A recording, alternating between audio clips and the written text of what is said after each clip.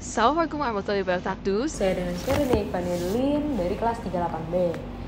Dalam video ini saya akan menjelaskan mengenai alur triase IGD pada rumah sakit. Seperti yang kita ketahui, IGD adalah bagian penting dari rumah sakit yang memberikan pelayanan gawat darurat dengan segera sebagai prioritas utama. Proses penanganan pasien gawat darurat di IGD ini disusun berdasarkan panduan praktik klinik yang dapat dipertanggungjawabkan sesuai dengan ketentuan peraturan perundang-undangan. Dalam situasi darurat kesehatan, alur triase di IGD menjadi langkah kritis untuk memastikan pelayanan yang cepat dan tepat sesuai dengan tingkat kegawatan pasien. Mari kita lihat lebih dekat bagaimana prosedur triase dijalankan. Di IGD, kita akan menemui berbagai simbol dan petunjuk berupa garis warna di lantai, penanda tempat tidur, serta gelang yang dikenakan oleh pasien. Semua ini ada beberapa warna. Lalu, kenapa semua ini diterapkan dengan berbagai warna? Apa sih fungsinya?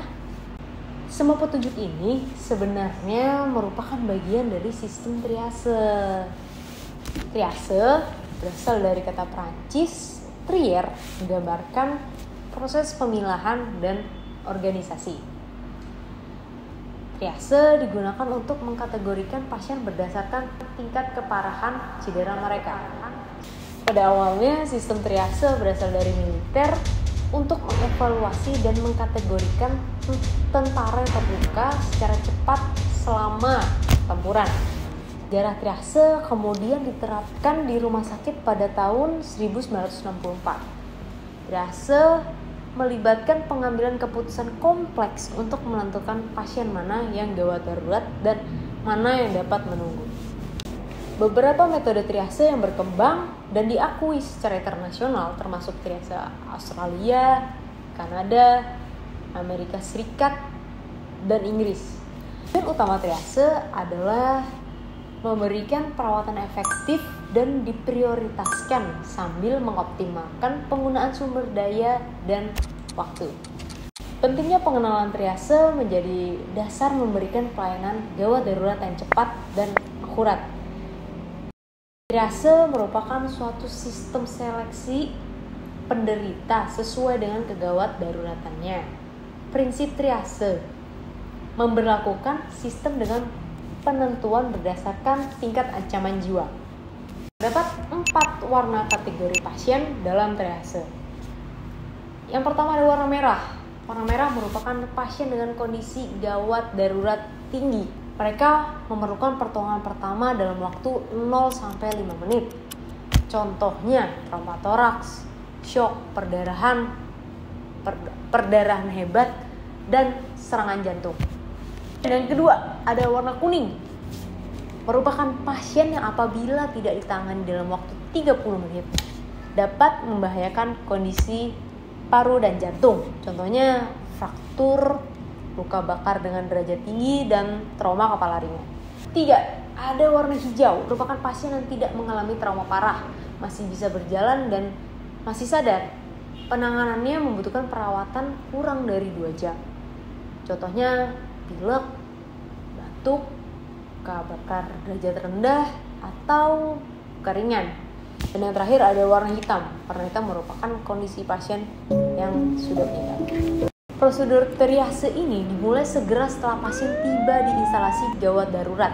Dokter bertugas akan melakukan pemeriksaan singkat dan cepat untuk menilai kondisi pasien dengan teliti. Pemeriksaan meliputi kondisi umum, tanda-tanda vital seperti tekanan darah, denyut nadi, dan pernafasan, serta mengevaluasi kebutuhan medis dan kemungkinan bertahan hidup. Setelah pemeriksaan, dokter akan menetapkan kategori warna triase sesuai dengan kondisi pasien.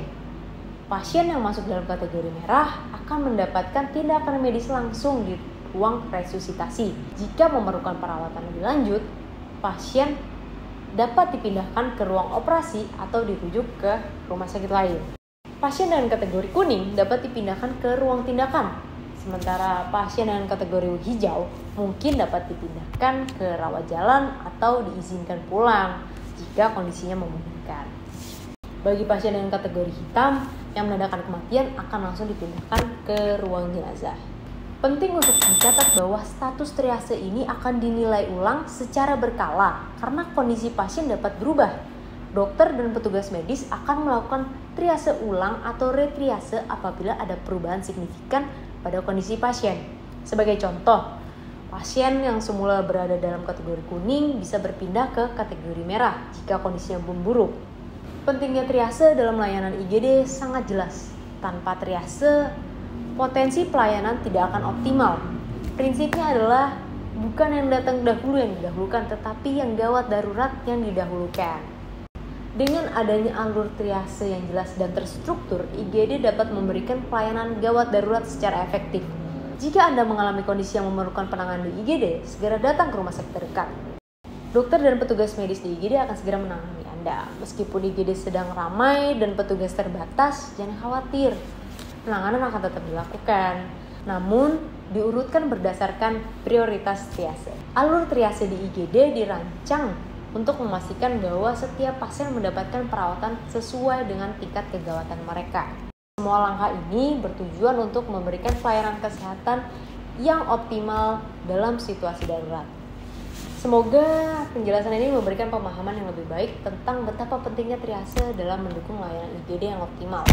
Terima kasih telah menyimak video ini. Semoga penjelasan ini bermanfaat bagi Anda dan orang-orang di sekitar Anda. Dan pastinya dapat memberikan kontribusi positif bagi dunia pelayanan kesehatan.